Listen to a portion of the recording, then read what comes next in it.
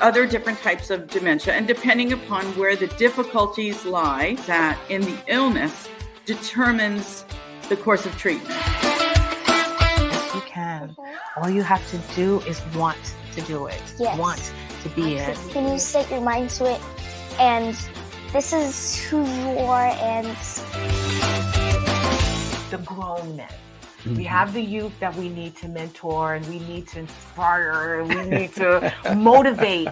But I know, as a recent conversation between you and I, that you're also in the business of motivating grown men. Through that, I'm supposed to see God in it at every turn.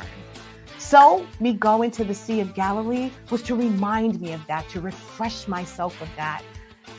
It is all under control, that He does have it.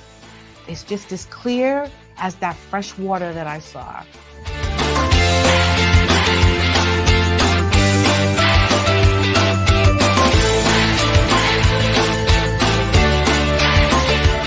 You're Our Unity, hosted by LeShawn Walker, Tuesday nights, 6 p.m. PST.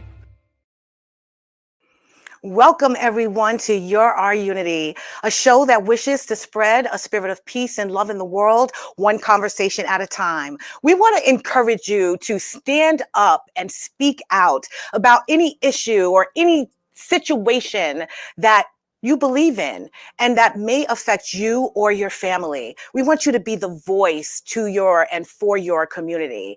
I am your host, LeShawn Walker. I'd like to welcome you in. I am so sorry. I don't know what was going on in the beginning there, some kind of lag or computer glitch with the intro, but I am here and I hope that you guys see me. I hope everything is good. But how are you? What is going on? I hope you guys had a great week since last week when we had the beautiful Kimberly Rodney on discussing how we can discover the God in ourselves. I hope that you guys hit the ground running and beginning the process of uncovering that very thing. And if you have, can you please put in the chat, let me know what you're doing, what kind of steps you're taking, what is your process? I want you to share with me so maybe it can actually help and encourage me and others that are viewing right now.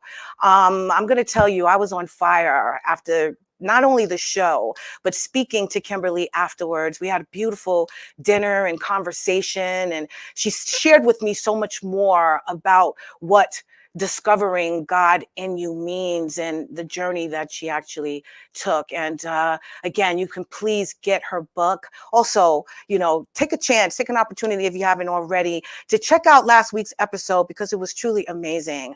But I'm telling you, I got so much out of it, so much so that I started to hit the ground running. I was ready to just dig right into everything that I had going on, all those tasks and those projects that God blessed me with, and just wanted to dig in and accomplish everything and do it quickly, honestly, because some of the projects actually I procrastinated on, I'm not gonna lie. But the bottom line is that I delve in so quickly that I didn't take any time really for what I should have been giving him in that moment. I should have been listening to him. And honestly, I wasn't. And there was so many things going wrong.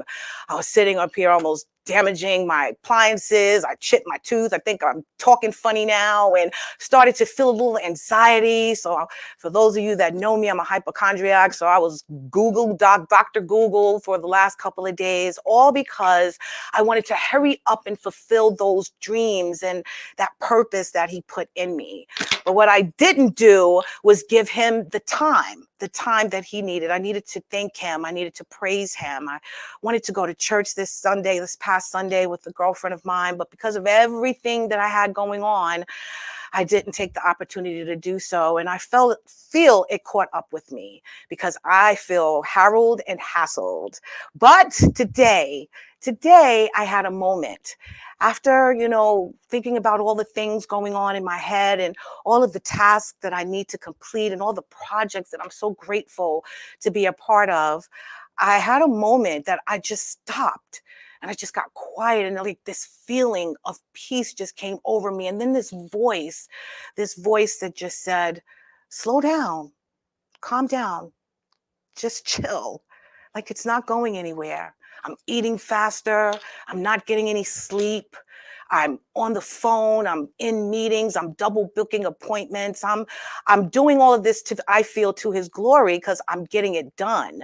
But the fact is that I'm not taking the time to also enjoy the moment and share it with him, as well as sharing it with myself. I need to be enjoying every step of what I'm doing and what I'm building. So I hope you guys out there, though I pray that you are taking the time to discover the God in you, discover your passion, uncover your purpose. I hope that you're also taking it slow, enjoying every second of that journey so that you can do it and you don't have to repeat it, number one, and that you could be successful at it. And you don't have to feel overwhelmed and anxiety ridden like I do, that so many things have to be done so quickly. I think that it will be done perfectly if I just slow down. So that's what I did, and that's what I learned today. So I'm going to slow down, because you know I usually talk a mile a minute, and I am now. I'm going to slow down, especially for this amazing interview I'm about to have with this young lady that I'll be introducing you to soon. So I want to first, before I continue, apologize for a little snafu I made last week in my Unity and Community segment. I literally was discussing my beautiful Seder dinner that I had with my girlfriend Tracy and her family. And I was discussing how, we were, speaking scripture. We was talking scripture at the dinner, repeating it, reading it. And I used the word Bible, that we were reading from the Bible. And I know it was the Torah. So I just want to make sure what I was trying to say is that compared to the actual story in Haggadah, it reminded me of the same stories in the Bible. So I just wanted to clear that up. I don't want you people to think that I don't know what I'm talking about when I'm up here on Our Unity. But anyway, so we're going to move on. And I want to talk about the season of rebirth. As I mentioned, we all should be on the path of discovering the newness and the greatness within ourselves. So I was able to do that. And this weekend, or rather, was it yesterday, I believe, I was on the show with my girlfriend, this amazing woman named Yvonne Powell. And she has a show, a podcast called 60 Years and Beyond, What's Next? And it's with her girlfriend, Olivia. And I was a guest co-host on their show. And we talked about longevity and what it takes to have longevity. We talked about these blue zones, these certain areas in the world that people are living to be centenarians. And what does it take to have this long life and to thrive in the life that you have? So, it's all about attitude. It's all about environment. And it's all about, just living a healthy life. So in the rebirth and the regrowth, I hope that you guys are keeping that in mind. These things that you're working on now are things that are going to help you in your future, that will cause you to be joyful and live happy, long lives. That's what I think we all should be striving for. I think that, us dying at 50 and 60 years old like we used to, and, medical information and technology that is available to us right now, we should be happy about living fulfilled lives and living it with vigor and waking up every day with the sunshine, whether it's hot, cold, sunshine or not outside, just ready to make us glow and light up this world. So to live a long life, I think that you need to plant some great seeds, those seeds of happiness, those seeds of joy and compassion. And then you need to surround yourself with people that are like-minded. You need to also worry about your health, worry about the things that you put inside your body, the things that you actually also pour out your body, those toxic things that you swallow and digest, and also those things that you need to purge. So that's what I hope that you all are doing out there, because that's honestly what I'm working on as well. So I want to continue now with unity in the community.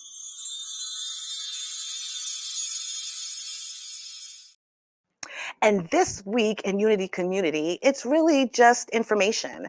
I want to share with you that the Hempstead Lions Club, which I am the community service chair of, we are holding our first annual Care Summit. So we will be having yoga, meditation, a nutritionist. We will be sharing all kinds of financial information. Our Unity, will be having a dress giveaway because we are very close to Mother's Day as well as prom season. We will also be having, the Lions Club is very big on helping the youth, and they are particularly helpful in the area of vision and eyesight. So yesterday in my meeting with the Lions Club, I learned how to give eye exams. So we will be giving out free eye exams to, I think, really the youth, primarily the youth. We will have available for adults. I just don't think those readings are very accurate. So, proceed with caution, but it is really for the youth. So I wish and I hope that you guys come down and visit us on May 6th. We will be at Kennedy Park in Hempstead, and it is the Lions Club first annual self-care summit. It's going to be great. It really, really is. So now we're going to move on to the reason for this show today, and it is to talk about taking action. As I mentioned in the intro, I want you to stand up and speak out about things that are important to you, that mean something to you, especially if it involves your community. We're going to be speaking to a young lady today who is a PTA president, who is a community advocate, who cares so dearly not only about her child and his education, but about the education and the success of all of those young kids in her community. So the title of the show today is Parents Take Action. This young lady, her name is Lynette Battle. She has a track record of delivering solid results. As a director of economic development for Bridge Street Development Corporation, Lynette brings years of experience and a commitment to creating win-win scenarios for business owners and developers. She currently designs and executes marketing and sales strategies for small businesses. During the global pandemic, Lynette was on the front line, securing resources and emergency financing for small business owners who struggle to keep their doors open. Lynette is also responsible for spearheading and championing collaborative efforts to beautify Bed-Stuy, Brooklyn.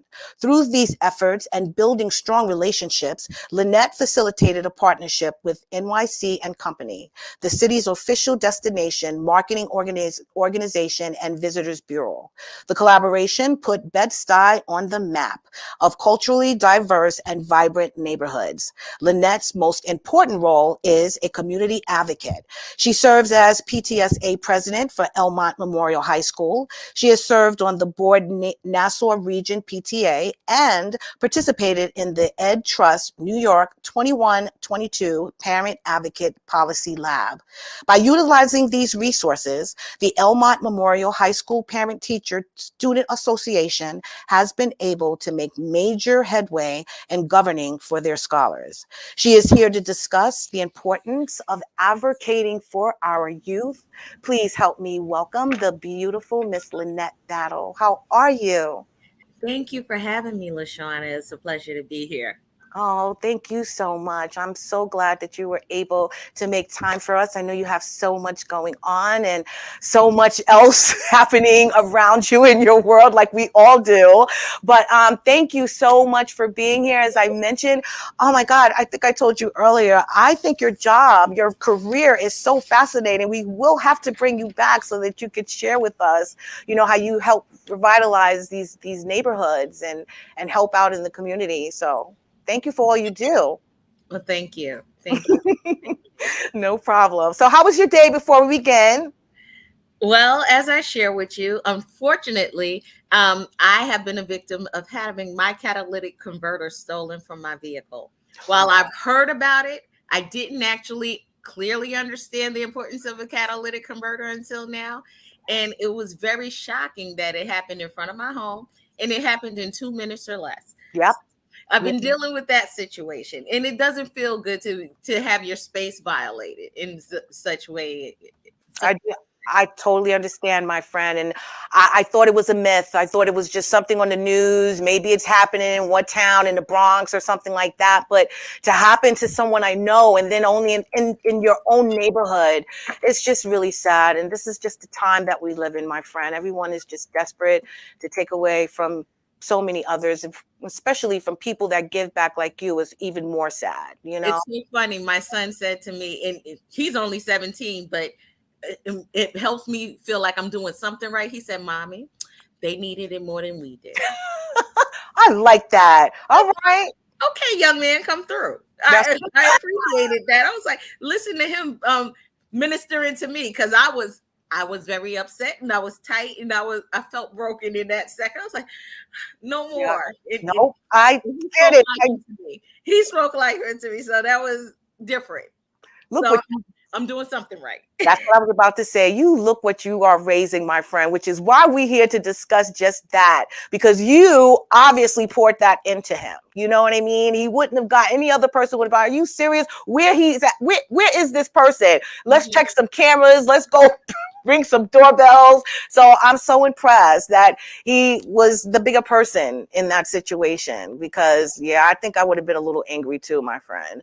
But anyway, so again, welcome here. Thank you so much. I'm so glad that you are able to appear regardless of what is going on in your world. Before I begin, I usually, ask people what their childhood like, their upbringing. So can you share with us a little bit about that? I know you live in Long Island. You're in Valley Stream, correct? Yes, I am. Yeah. So tell us a little about your childhood and how you came to be in Valley Stream. I was born and raised in Bed-Stuy, Brooklyn, for the most part. When my parents had an opportunity, they moved us to Springfield Gardens, Queens. Okay. And I had a great childhood. I was able to my parents allowed me to participate in many programs.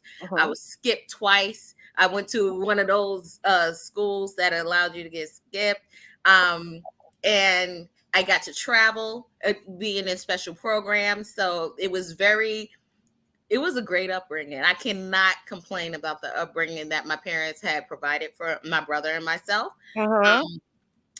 Girls, being in the Girl Scouts, being in future FBLA, in programs such as those.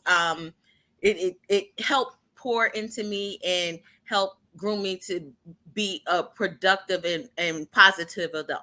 So, right. No complaints. So my parents say I never give them credit. I'm giving them all the credit in the world, and I hope they're watching, because they definitely put me on a great trajectory, and I'm very grateful. Oh, I'm so glad to hear that. There's a lot of kids, obviously didn't have that type of support. I was just saying, last week with my guest, Kimberly, that, my parents weren't too involved in my education and the extracurricular activities that we could have been involved in. I mean, they were, very supportive in getting an education, but I kind of think that was a demand. I don't know if it was being supported. No, it was a demand. You're clear. It's a demand.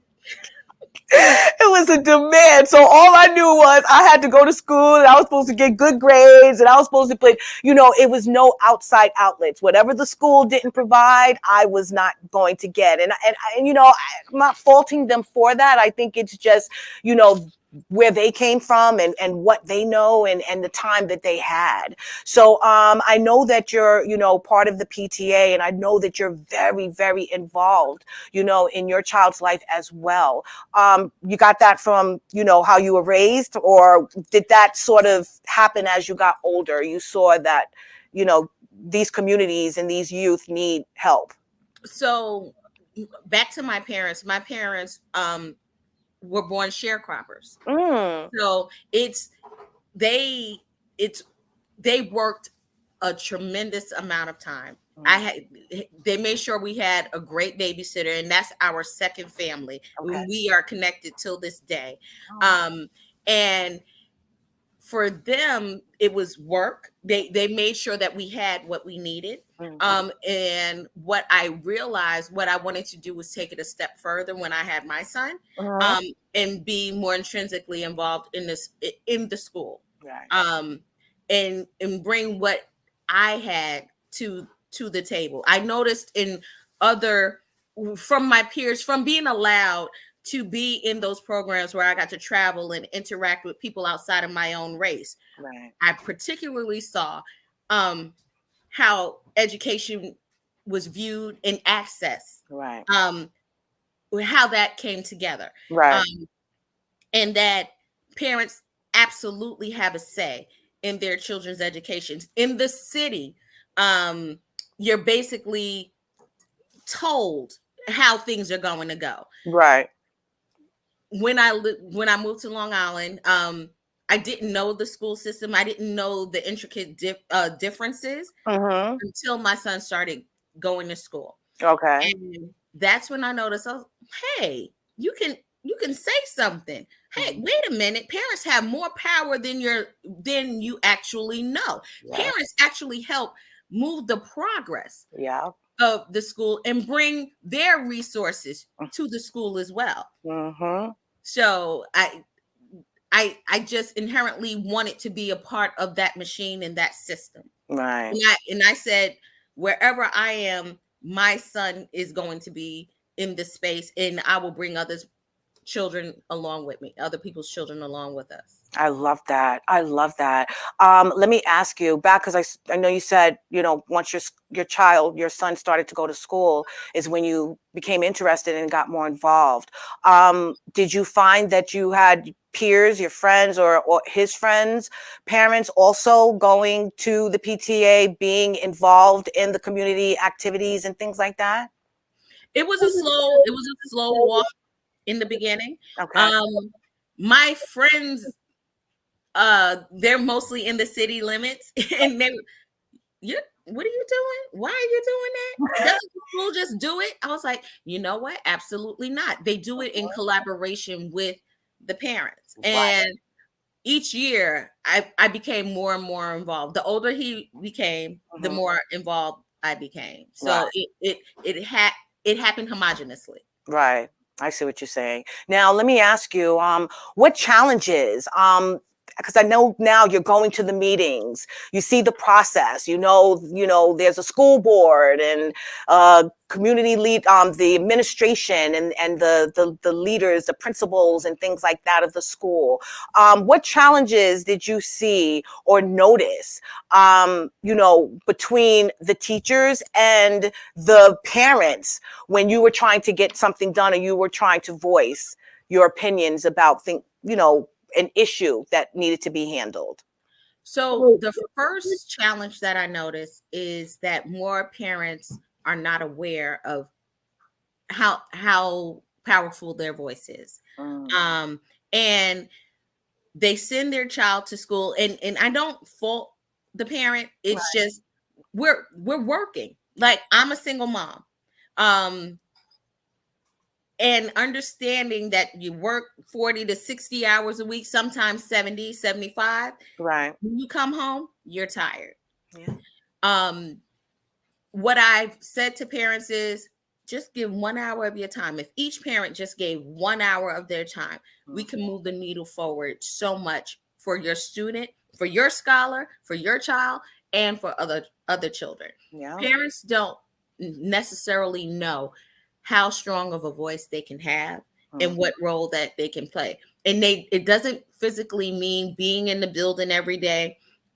It could be making a phone call, donating the talent that you do at your job to the PTA, to the school, to help move whatever initiative forward. Right. So it's getting parents to understand their value, their role that they play, and just letting them know that you're not by yourself. Right. We're stronger together. Right. We're as strong as our weakest link. I hate to use all of those sayings, but that is the truth of the matter. Yep, you're right. You're absolutely right. Well, let me tell you, you are the PTA president at a school that I truly love and adore.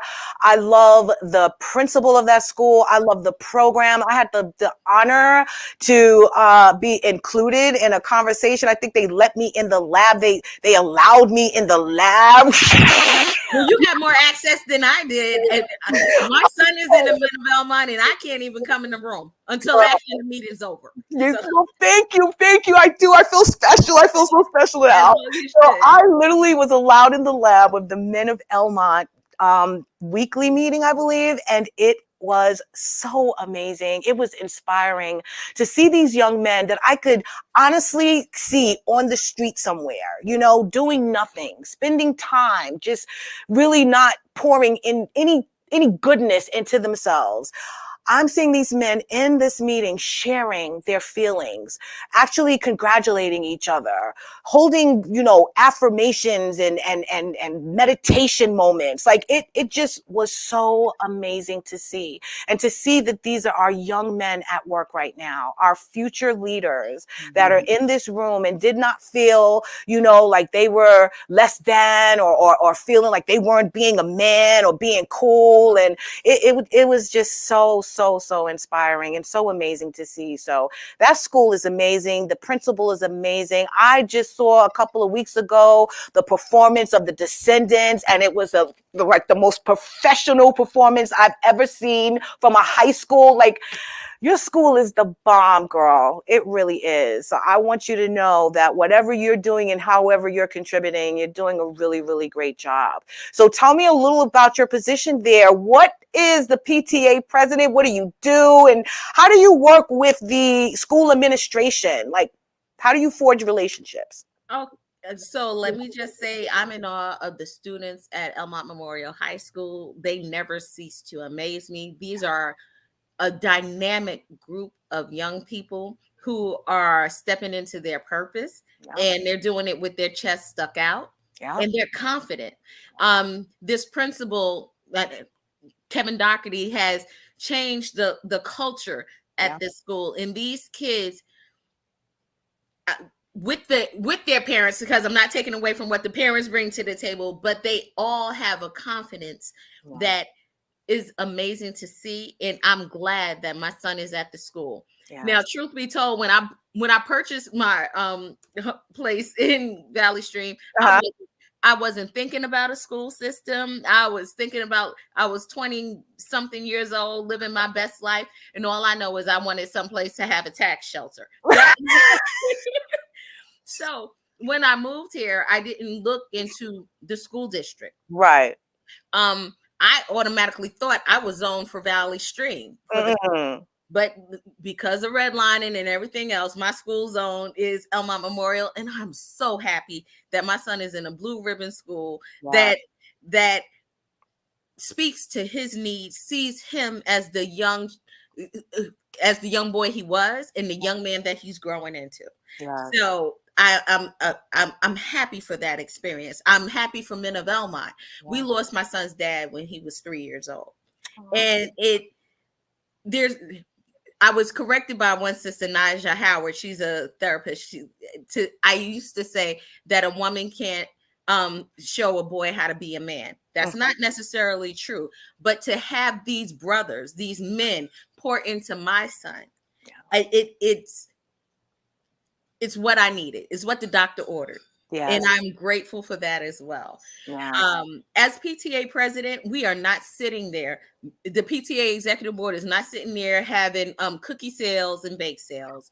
That is a misnomer by a long shot. We partner with the school to put together initiatives and programming that not only has an effect on the scholar, but it has a overarching effect with the teachers and also the parents, especially during the pandemic, bringing resources virtually to the parents and families, especially, you know, that whole mental health aspect of how people were doing, checking in from home, and just being isolated.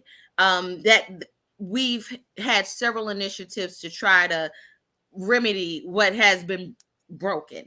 We just, in partnership with the school, did conflict resolution assembly, brought in violence interrupters to talk to our students, to talk about conflict resolution and mediation and how to use your words and not your hands. And that was successful within itself. we brought in a health initiative twice a month. We work out. We had self-defense for for women and girls. Um, oh goodness, strength training, Pilates, yoga, and it's been well received. Wow. Certain things that our community, knowing what the community needs, and meeting them at the door with it. I see. So those are the types of things that we're doing with PTA and with the school administration. Okay. All Now, right. our school board is a totally different conversation. I don't know if you're ready to have that one. We will. We will. Let's pace ourselves. Let's pace ourselves.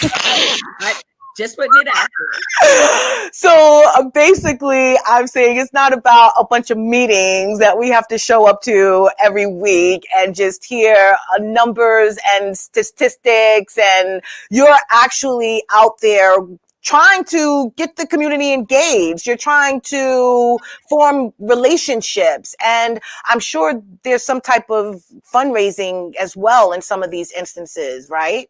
Yes, and we currently have a fundraiser that is not only geared for our students, but it's helping the earth. We're doing a shoe drive where we're collecting shoes that you would normally throw out and put in a landfill. It takes about 70 years for a pair of shoes to disintegrate in a landfill. We're collecting people's used shoes.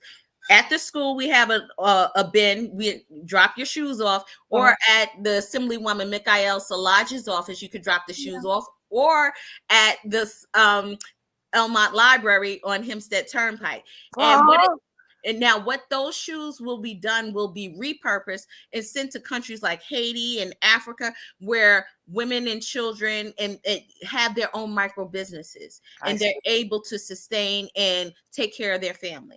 Now, we don't take shoes with holes in them, but we'll take everything else that you have: shoes, boots, Crocs, sneakers, anything that you have. But we want to be purposeful in anything that we do, in any fundraising that we do, to make sure it not only benefits our school, but it benefits those around us in the world. So we try to be purposeful in that with our fundraising. I'm sorry. No, I was just going to say just a little disclaimer, so I don't have a problem with my cable viewing. But we're not trying to convince you to go out. Right. Exactly. All right. This is just what you do in terms of your fundraising. This is actually what you have going on at this moment. And it's for Earth Day. We're doing a big major push for Earth Day. It's giving back, and it's teaching our young people also how to give back. There's numerous ways to give back, and we're just being intentional about how we do it and try to make it easy and methodical for everyone involved. No, I really love that. And I think that it's also things that, these children need to learn about, especially for their future. And you are trying to include the parent as well. I was just telling someone the other day, we don't stop learning, and we should be willing to actually continue to learn with our children.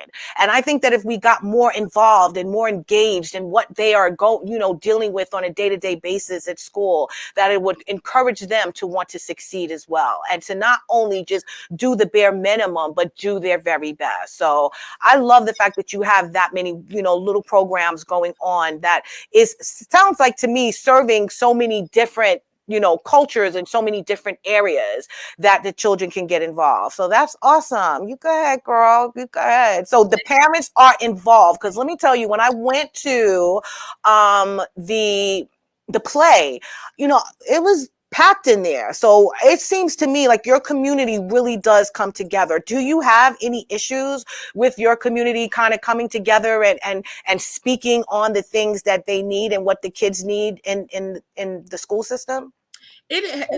I'm going to be totally transparent. It has been a heavy lift. In terms of communication, we are what I'm learning about the community in which I live and serve is that we're a high immigrant community. Not English is not the first language for many people. Right. Unfortunately, the disconnect is most of the communications and things of that nature are in English. So how do you engage the parents, like I said, where English is not their first language and there's a struggle to communicate? So it has been an uphill a heavy lift to get people engaged on a continual basis. Now, parents will come out to see their child on the stage. Oh, yes. But doesn't necessarily translate to that they'll come to a meeting virtually or in person when it comes to the politics, or not politics, but the policy for their children. And it's understanding and meeting those parents at where they are. So we're doing a bigger push to make sure that we are hitting the communities where we need to, translating services, translating paperwork to Haitian Creole, Urdu, or Spanish, because that is what our community consists of. So it's being more inclusive, and that's where we're trying to go with this. So that's one of the biggest hurdles and issues that we're having, and we're getting there, especially with the climate of the school. We're losing our principal, and we're brokenhearted about it, and people don't understand the context of it. We're losing not only our principal, but we're also losing a superintendent at the same time. Wow. And let me just say this: we're a Black and brown school surrounded in whiteness. We don't have a problem with it, but our advocates, we're losing our advocates, and that our kids are traumatized. And it's some of the parents are traumatized. Hey, I'm traumatized. I'm going to be honest with you. It's a hard pill to swallow, and wanting to know what's next. So it's teaching the parents at this time and empowering them to have a voice, have a say, and understand how things work in the school system and dynamic, and let them know that, you know what, you do not have to accept what is given to you. Here's your voice, and this is how you raise and lift your voice. Here's some steps. Take these steps and move forward. Why do you think? I mean, because again, God, your principal, he's beloved in that community, and I'm sure from the story that I heard, even the beginning of last year, that a lot of people came out, in support of making sure that he was able to remain the principal of that school, especially with all the great work that he's doing. What do we need now? What do you guys need now? To keep them there, or at least to change whatever issues and whatever challenges that you have going on. And I understand that you're saying you're losing sort of your advocates and things like that. Or do you need to put better advocates in place? Do we need to vote some out? Like, what is the plan? So the plan is to make sure that we do have advocates in place that understand the nuances and sensitivities of the scholars and the parents that they serve, and making sure that those individuals actually make it into office. It's also encouraging and educating a community on their voting rights. You would be surprised, or maybe you won't, how many people tell you they can't vote. And then when you follow up, well, why is that? I don't know. I was just told I can't vote. And that's a misnomer. And then when you dig deeper and delve deeper, and then you explain to them, you are able to vote, and this is how you do it. This is what, here, scan this QR code and register to vote. And then take them through the steps to completion, and letting them know that, educating them also, because there a lot of community members are homeowners, and letting them educating and letting them know how their home values are directly correlates to how well the school is doing. And when people see that correlation and understand, it's like an aha moment, and the light bulb goes off. And when you say, even getting people involved in a PTA, they think that it's only for the parents and you must have a child in the school. Absolute misnomer. You have, as a community member, you can join the PTA. Grandma, grandpa, aunt, uncle can all be members of the PTA, and then use your voice this way. Do these things. So right now we have a campaign to just educate people on the voting process, and how to advocate for yourself, and also on just the role and how the, like I said, how the value of their home is equated to how well the school is doing. And luckily for us, Mhm. Elmont Memorial High School has a 97% graduation rate Mhm. under that great principal, Mr. Doherty. And also we are in the one of the top 10 schools of graduating young men of color. Wow, that is amazing. That's an amazing, amazing accolade. So I want to understand, with those type of numbers, then why is it that they would, or he's leaving? He's obviously making an impact. So, I don't want you to answer that question. I'm sure it's, all kinds of legal issues tied to that information if you know it. But the fact is that, yes, when you see those type of numbers, especially in a community like that, why is it that they're planning to remove him instead of, elevating him and helping him and giving him the resources that he needs to make sure that not this year, but maybe next year he'll have 100% graduation rate? Like, And what is? Go ahead. that's the question that we as a community have as well. Yeah. It was a well-oiled machine, and it was moving forward, and it wasn't broken. Yeah. And our powers that be decided to break it. Yeah.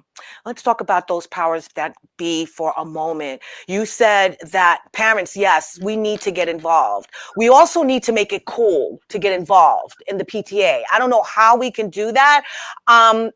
I don't even know why we're not just fired up by the fact that our child is going to school and we want them to be successful and we want them to have everything that they need at their disposal. And if the school system is in sort of control of that, and to some degree, of, providing workshops and programs and educational tools and things like that, that the kid is not going to necessarily tell us or share with us, but the school could if we showed up at some of these meetings. I don't understand why we just wouldn't see that as a win-win and a plus, for us getting involved in our children's education. But I think for, a lot of people, a lot of parents, like you said earlier, we're busy. We're going to work. We can't meet at the hour that you're actually having these meetings. I don't know if we need to change the days and the times to maybe a weekend or, later, like at 7:30, 8 o'clock, which is more reasonable for some people. But I think it is important at this juncture that we really get parents involved in that community. And especially if they are, not all of them speak the language or understand the language very well, get a translator in there, but just, empower them with that information, but make it cool and also make it imperative, like make it urgent that, look, this is what's going on. Do you want your kid to continue on this path, on this trajectory that he's on right now? Do you want to continue to see him thriving and smiling and happy and getting good grades? Well, we have to show up for these meetings. We have to do this. So one thing that you just said that I find interesting, and I hear you loud and clear because it was definitely in my brain. First of all, a lot of people equate PTA to a bunch of moms. Yeah. To a bunch of moms. Mm. And my passion was bringing fathers into the room. Mm-hmm. So one of the initiatives that I had for my presidency is to bring more dads to the table. Yeah. Out of that, we have now started a dads club component for our PTA called the Dads of Elmont, DOE. Yes. And these fathers, there's over 40 fathers in this program, in this club, and they are showing up for their children. Yes. And I wanted to dispel the myth that Black and brown dads don't exist. Right. They sure as heck do exist. Yes, and do. They are leading their households, and they are taking a front row seat in their children's education. One of our fathers is one of the facilitators of our health and wellness series. Oh, wow. He has a business, a gym, and he comes and brings his knowledge to our parents and children who want to partake in. So they are taking a front seat, and they are leading. When the man is at the head, everybody's following behind them, and they are advocating and they are using their voice. So I'm very happy of that. I'm trying to make it sexy for the PTA so everybody feels so everybody can feel they belong. I know that's right. absolutely. But I'm very proud of the dads that are showing up and lending their voice, lending their talents, and just being present in forefront for their kids. And it's good for the kids to see it. Yeah, no, I love that because clearly that shows that they are taking a stand on what the future of their child is. And not too many people care. It's just do as I say, which is, what I had to experience as a child, and not necessarily teach me what that is or show me what the path to that can be outside of my teachers, because, they should not be the end all and be all to your education. They really, really shouldn't. And again, the parents should be willing to want to learn and grow with them as well. I strongly believe that. So we know now that unfortunately, you have these issues in your community with the school board, the whole policies and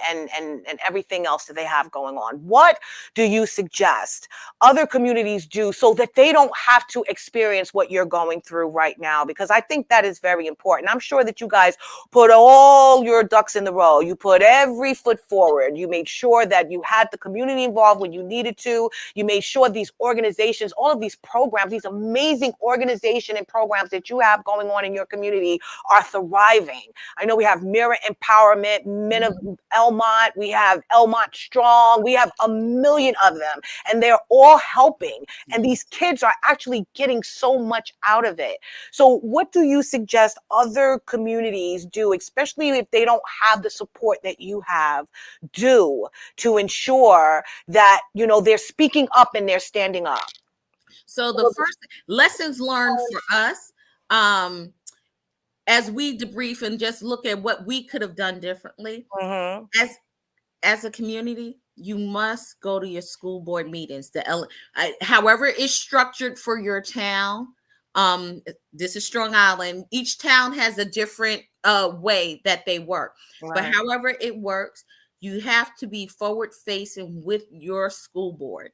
Those who represent you, call them into a room to have a conversation, to let them know what you find important, what your 5-point agenda is, what you want collaboratively for your scholars, and have those conversations. Unfortunately for us here in Elmont, in the Sewanaka School District, in that Elmont Union Free School District, our school board members who represent us are not having conversations with us. And that's the unfortunate part. How do you represent the people, but you're not in conversation with them? You're not advising them along the way. Right.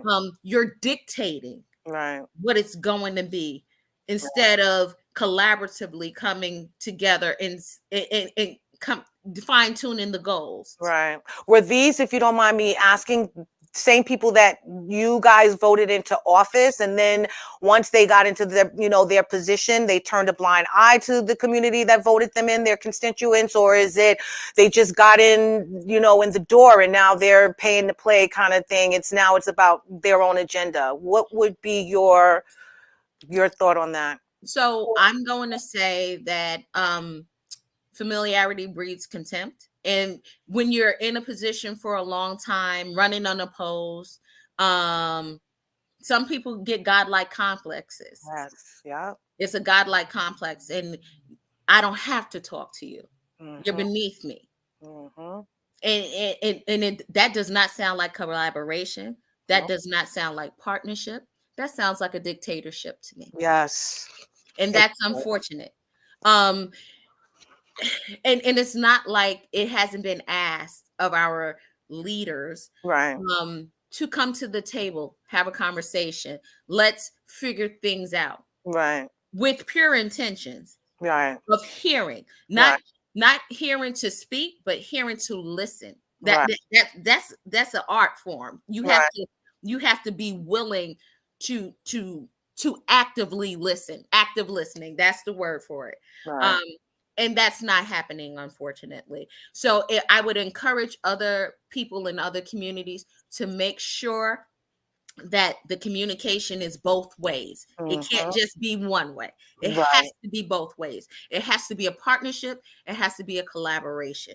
And everybody, I work in the world of nonprofit.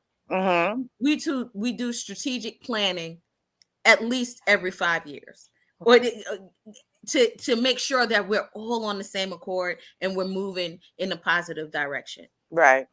It's not strategic planning if two people are doing all the planning and Yeah. no one else is at the table. Exactly. So what's the point of even meetings and voting? Because what I understand, I mean, you guys are supposed to be working together. The board members or policymakers, administrators are supposed to be advocating for one thing, and that is the student. So I don't understand, with numbers like that, with numbers that are coming out of that school, with the amazing students and the grades that they're getting and the success that they're achieving. And not only that, just the hope that they have now that they can achieve even more. Why is it that 2-3 people are not trying to have a conversation? The agenda, to me, has to be the issue. But what do you now need to do to get the ones with the agenda out? Are we showing up every 2 years to vote? Are we? Okay, so tell us a little about what we need to do. So every year there's a school board election. It's not the same people. It's the school board members serve 3 years and then they're up for re-election. So it's 2 per year. Okay. So it's in that making sure if we want a seat at the table, then we have to make sure our allies are having that seat at the table. Right. But even if our allies didn't make it to the table, those individuals who did win are supposed to engage the community that they serve. Yeah. Yeah. Engage the community that you serve. Do not dictate, do not sit on a throne. It is a mutual respect and understanding, and get it and check the pulse and the temperature of the people that you're serving. Yeah. Yep. Exactly. Again, make sure you're on one accord. All right. And again, it unfortunately is not happening, and that's where we are now educating on how it should happen, as opposed to how it's just been thrust upon us. Yes. Yes. So that's what I would educate any community to. Have your seat at the table, demand your seat at the table, because that is what we're doing here in Elmont. And we will not stop. And now that we know how we got here, and yes, we are pointing the finger at ourselves. Even I'm going to point this finger at myself, because I was so busy doing the work in Brooklyn, I wasn't paying attention to what was happening in my own community. Yeah.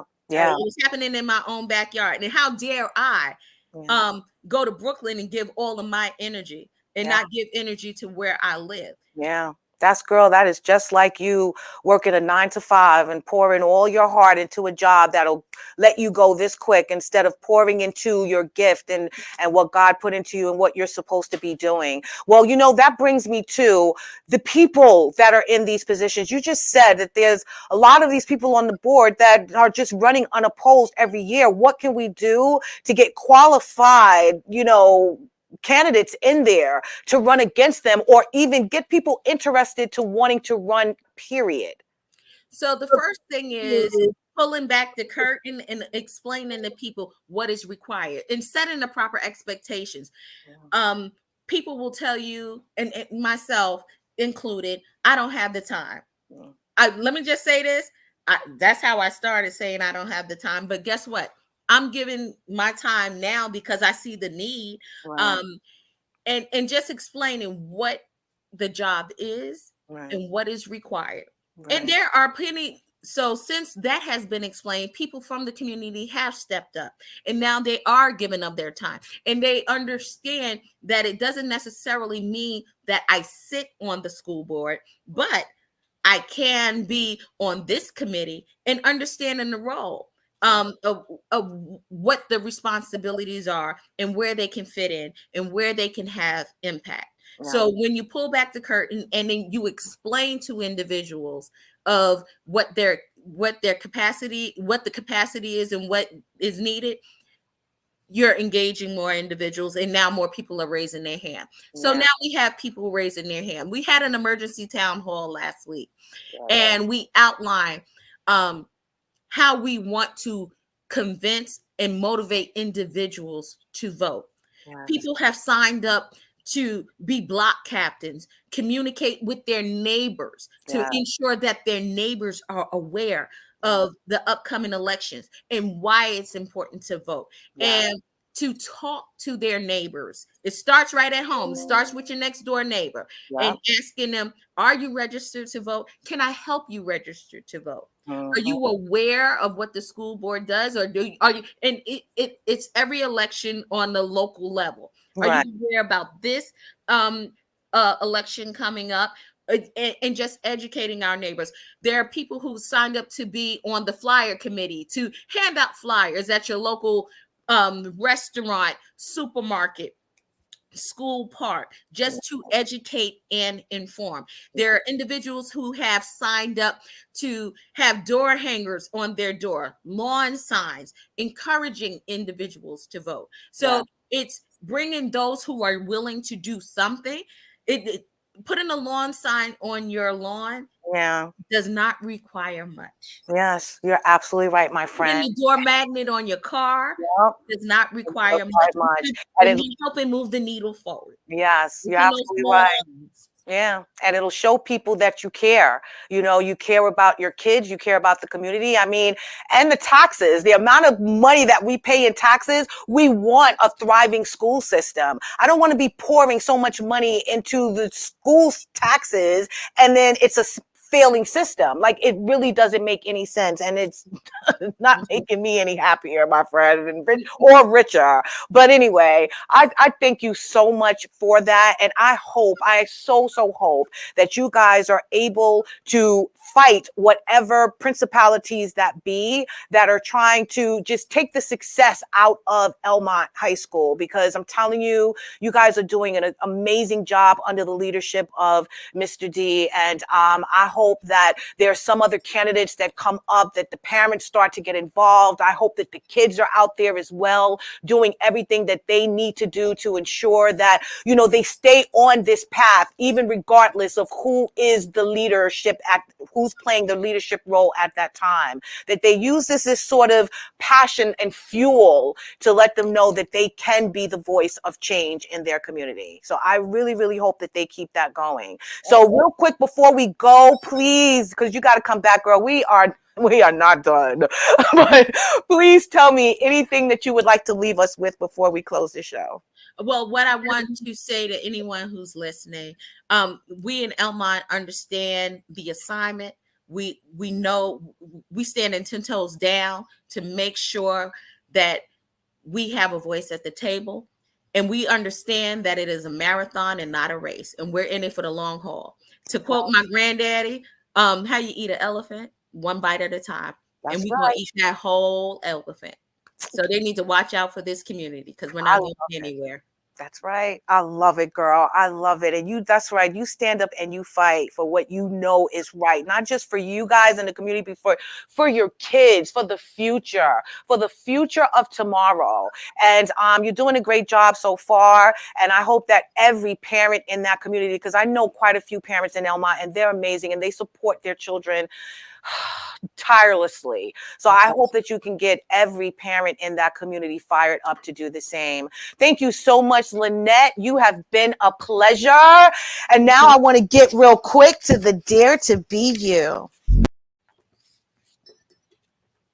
And it is: parents are teachers, guides, leaders, protectors, and providers for their children. My dare to be you is for you to go out there and be every last one of those things for your child this week and forever. I want you to pour into them. I want you to stand up for them. I want you to fight and advocate for them.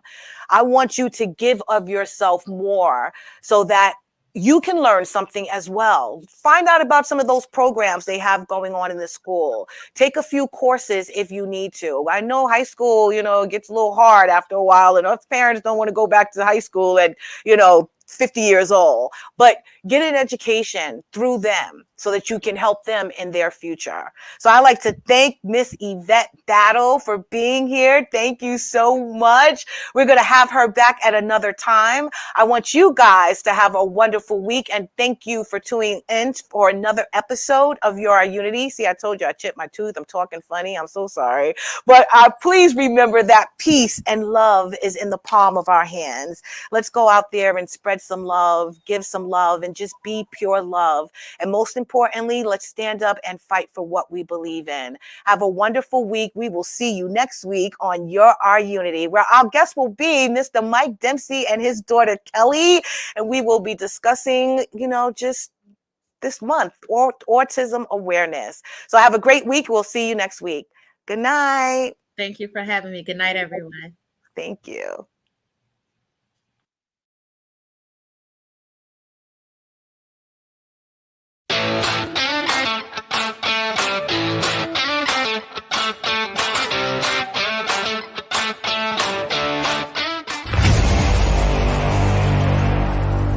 Strong Island Entertainment.